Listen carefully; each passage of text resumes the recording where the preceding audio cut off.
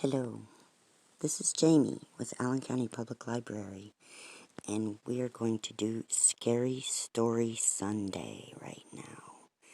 So I'm getting ready to read you a story from Neil Gaiman's book called Trigger Warning, Short Fictions and Disturbances. The story we're going to be reading today is called Click Clack the Rattlebag. So we're going to get started reading this story right now. Before you take me up to bed, will you tell me a story? Do you actually need me to take you up to bed? I asked the boy. He thought for a moment. Then, with intense seriousness, yes, actually, I think I do. It's because I've finished my homework, and so it's my bedtime, and I'm a bit scared. Not very scared, just a bit. But it is a very big house, and lots of times the lights don't work, and it's sort of dark. I reached over and tousled his hair. I can understand that, I said. It is a very big old house. He nodded. We were in the kitchen where it was light and warm. I put down my magazine on the kitchen table. What kind of story would you like me to tell you? Well, he said thoughtfully, I don't think it should be too scary, because when I go up to bed I will just be thinking about monsters the whole time. But if it isn't just a little bit scary, then I won't be interested. And you make up scary stories, don't you? I know she says that's what you do. She exaggerates. I write stories, yes. Nothing that's really been published yet, though. And I write lots of different kinds of stories. But do you write scary stories? Yes.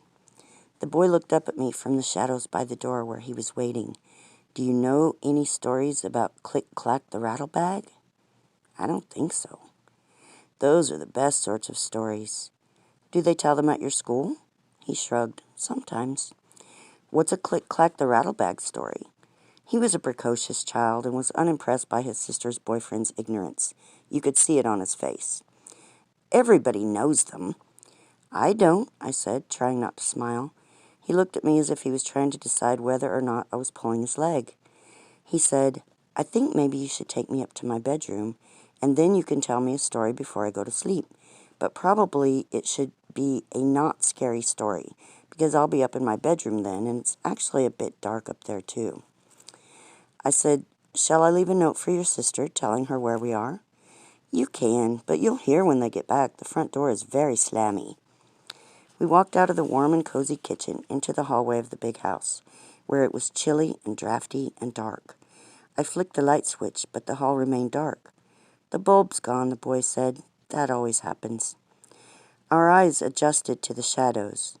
The moon was almost full, and blue-white moonlight shone in through the high windows on the staircase, down into the hall. We'll be all right, I said. Yes, said the boy soberly. I am very glad you're here. He seemed less precocious now. His hand found mine, and he held on to my fingers comfortably, trustingly, as if he'd known me all his life. I felt responsible and adult. I did not know if the feeling I had for his sister, who was my girlfriend, was love. Not quite yet. But I liked that the child treated me as one of the family. I felt like his big brother, and I stood taller, and if there was something unsettling about the empty house, I would not have admitted it for worlds. The stairs creaked beneath the threadbare stair carpet. Click-clacks, said the boy, are the best monsters ever.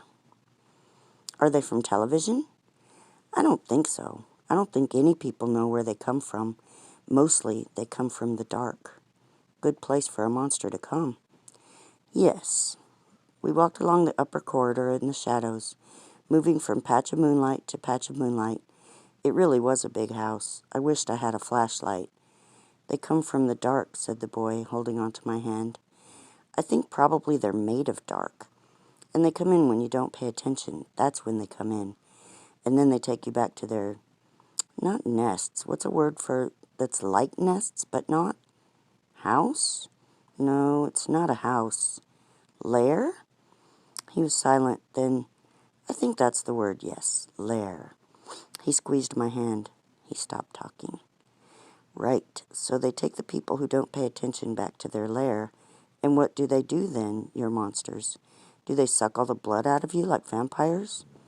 He snorted. Vampires don't suck all the blood out of you. They only drink a little bit, just to keep them going. And flying around. Click-clacks are much scarier than vampires.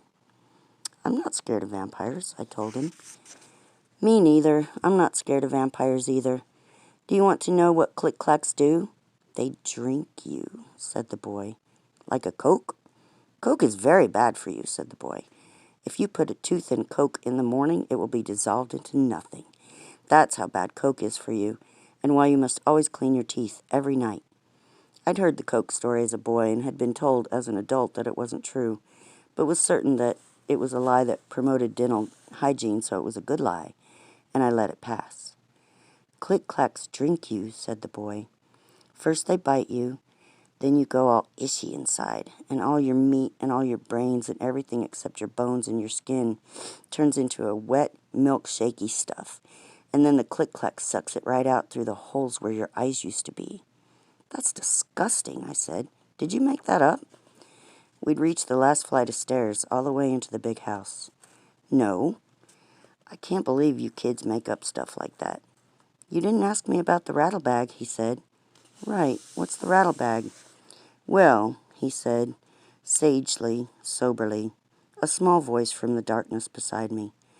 Once you're just bones and skin, they hang you up on a hook and you rattle in the wind. So what do these click-clacks look like? Even as I asked him, I wished I could take the question back and leave it unasked. I thought, huge, spidery creatures like the one in the shower this morning. I'm afraid of spiders. I was relieved when the boy said, they look like what you aren't expecting, what you aren't paying attention to. We were climbing wooden steps now. I held on to the railing on my left, held his hand with my right as he walked beside me. It smelled like dust and old wood that high in the house. The boy's tread was certain, though, even though the moonlight was scarce. Do you know what story you're going to tell me to put me to bed? He asked. Like I said, it doesn't actually have to be scary. Not really. Maybe you could tell me about this evening. Tell me what you did. That won't make much of a story for you. My girlfriend just moved into a new place on the edge of town. She inherited it from an aunt or someone. It's very big and very old. I'm going to spend my first night with her tonight, so I've been waiting for an hour or so for her and her housemates to come back with the wine and an Indian takeaway. See, said the boy. There was that precocious amusement again. But all kids can be insufferable sometimes, when they think they know something you don't. It's probably good for them. You know all that, but you don't think. You just let your brain fill in the gaps. He pushed open the door to the attic room. It was perfectly dark now, but the opening door disturbed the air, and I heard things rattle gently, like dry bones in thin bags, in the slight wind. Click, clack, click, clack, like that. I would have pulled away then if I could, but small, firm fingers pulled me forward, unrelentingly, into the dark.